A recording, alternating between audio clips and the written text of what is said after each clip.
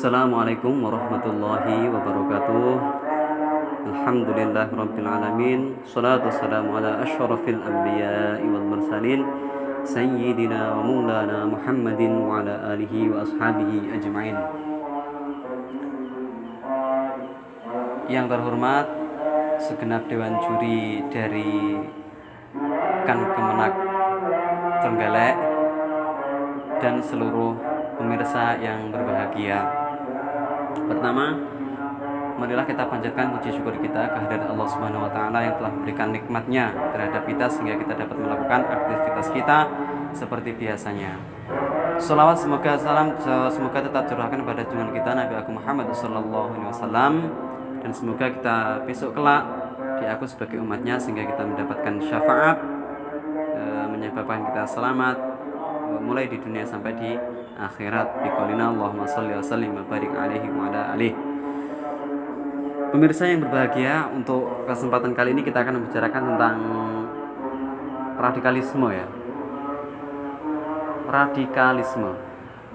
Dalam memahami radikalisme, tentunya tidak asing di dalam telinga kita tentang sebuah pengertian tentang radikalisme.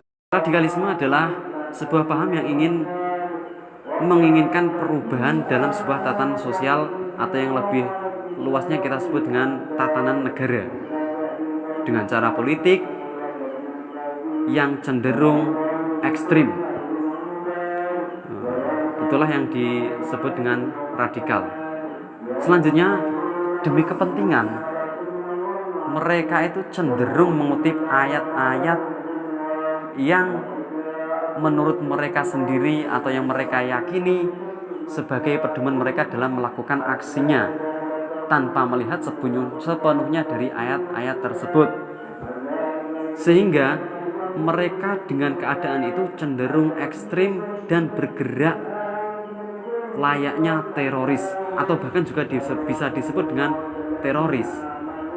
Seperti itu. Nah, setelah kita mengetahui tentang pengertian radikal, tentunya kita harus juga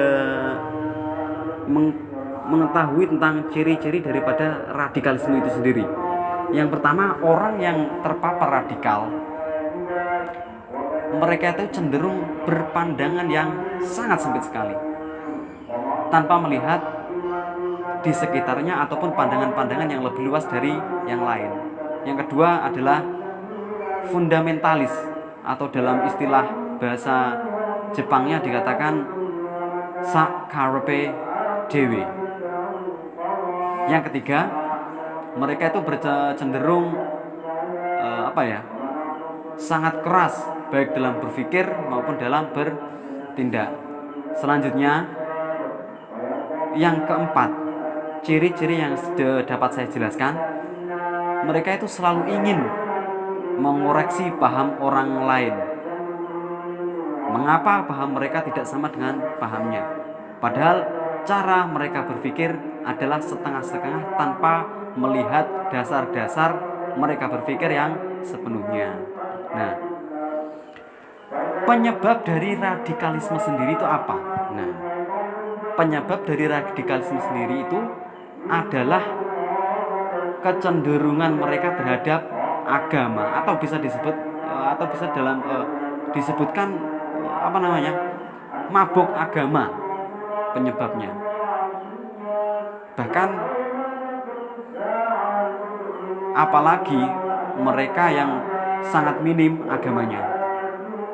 Nah, penyebabnya adalah itu, namun obatnya juga adalah agama. Dengan cara yang bagaimana? Nah, dengan cara belajar agama yang sepenuhnya. Harus kafah di dalam belajar agama, seperti itu. Tidak setengah-setengah mengutip ayat separuh tanpa meneruskan ayat yang ia baca, langsung saja ia bergerak tanpa berpikir. Padahal kalau dilihat seperti dalam keseluruhan, pastilah tidak terjadi radikalisme itu. Hadirin yang dirahmati Allah, setelah kita mengetahui bagaimanakah cara sedikit tentang bentuk dan pengertian radikalisme serta ciri-cirinya. Lantas, bagaimanakah cara kita agar tidak terpapar radikalisme? Untuk judulnya nanti ini, judul dakwah ini nanti lebih enaknya diberi judul apa ya? Cara agar tidak terpapar radikalisme seperti itu. Caranya yakni yang pertama, kalau menurut saya, kita harus paham asas dalam kita berpikir di dalam suatu lingkup atau tatanan itu.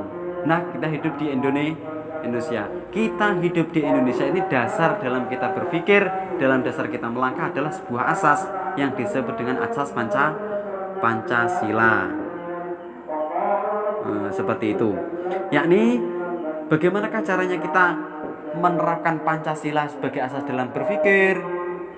Kita harus mampu memahami serta menghayati dan mengamalkan apa-apa yang terkandung dalam Pancasila tersebut. Pemirsa yang dirahmati Allah, banyak yang kita pelajari atau yang kita tahu tentang makna daripada Pancasila. Bagaimanakah cara kita berpikir atau kita melangkah dalam kebinekaragaman ini. Kita bisa lihat bahwa negara kita adalah negara yang terdiri dari banyak suku, agama, bangsa, dan budaya. Tentunya dengan keberagaman ini, kita harus bisa mampu menerapkan ajaran-ajaran dan nilai yang terkandung di dalam Pancasila.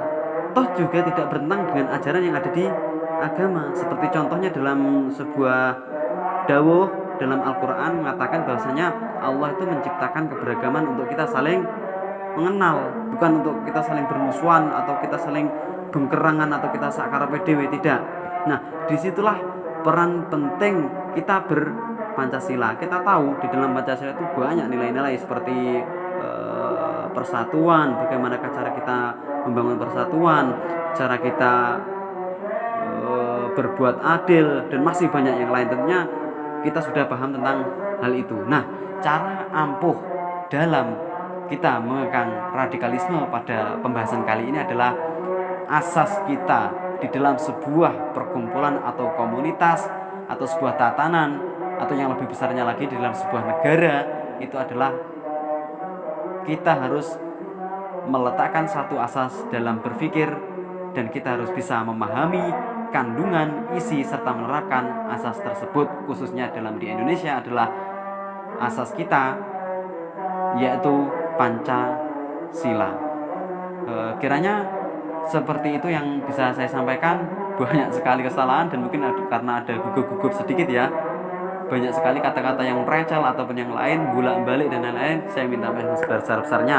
Saya minta maaf yang sebesar-besarnya. Saya ulangi lagi, saya minta maaf yang sebesar-besarnya. Saya akhiri, wallahul muwaffiq ila aqwamit thoriq. Assalamualaikum warahmatullahi wabarakatuh.